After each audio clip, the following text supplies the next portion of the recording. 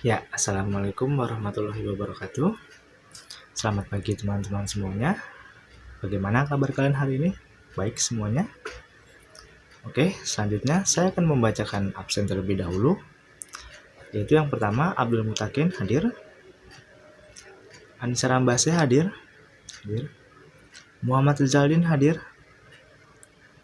Rizky Ahmad hadir. Oke, hadir semuanya. Ya,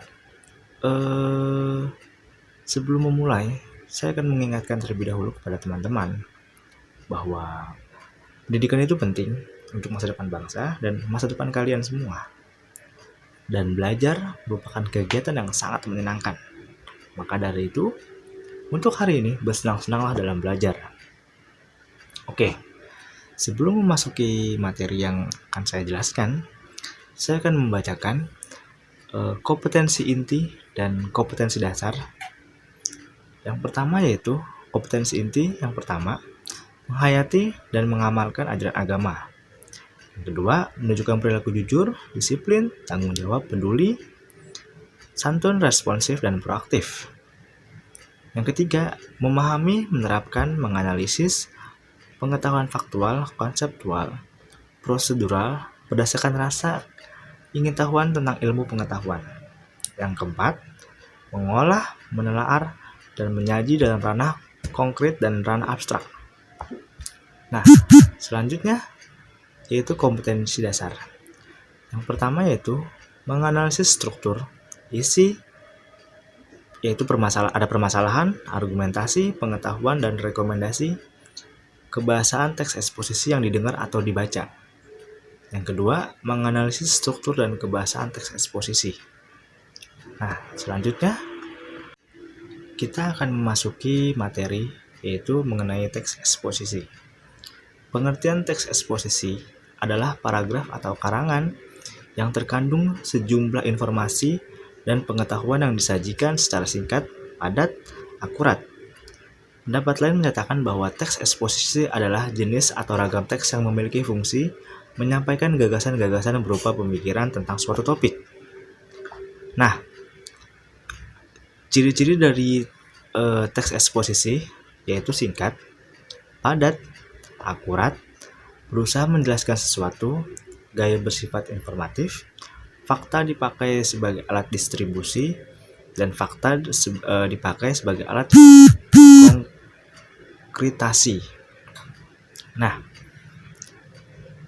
ada 4 struktur teks eksposisi. Yang pertama yaitu judul. Sebelum menuliskan teks eksposisi, kita harus menentukan judulnya terlebih dahulu. Ya kan? Yang kedua, pernyataan umum atau tesis. Bagian ini berfungsi untuk memperkenalkan topik sekaligus menempatkan pembaca pada posisi tertentu. Yang ketiga, argumentasi atau alasan, yaitu alasan mengapa kita menuliskan atau pendapat-pendapat kita dalam teks eksposisi. Yang keempat, yaitu penegasan ulang pendapat. Pengulangan tersebut dilakukan dengan berdasarkan pada argumen yang telah disajikan di dalam bagian teks sebelumnya.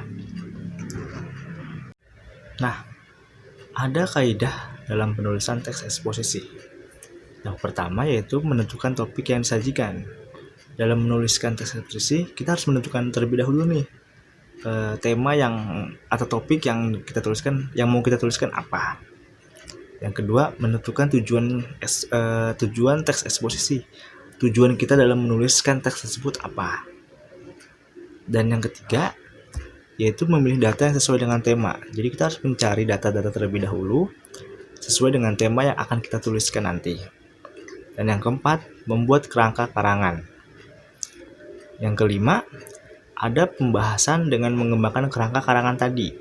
Jadi beberapa kerangka karangan tadi dikembangkan lagi. Dan yang keenam, yaitu membuat simpulan. Nah, untuk tugasnya yaitu kalian mencari unsur kebahasaan dalam teks eksposisi. Jika ada yang ingin bertanya lebih lanjut, bisa tanyakan langsung kepada saya mengenai materi yang tadi disampaikan dan mengenai tugas untuk tugas teks eksposisi ini. Oke, baik kalau begitu, mungkin itu saja yang dapat saya sampaikan. Kurang lebihnya mohon maaf, jika ada kesalahan mohon dimaafkan. Sebelum kita mengakhiri pertemuan pada hari ini, alangkah baiknya kita berdoa terlebih dahulu. Berdoa dimulai. Berdoa selesai. Oke, baik kalau begitu, tetap semangat belajar dan jangan lupa untuk terus membaca. Oke, sekian dari saya. Assalamualaikum warahmatullahi wabarakatuh.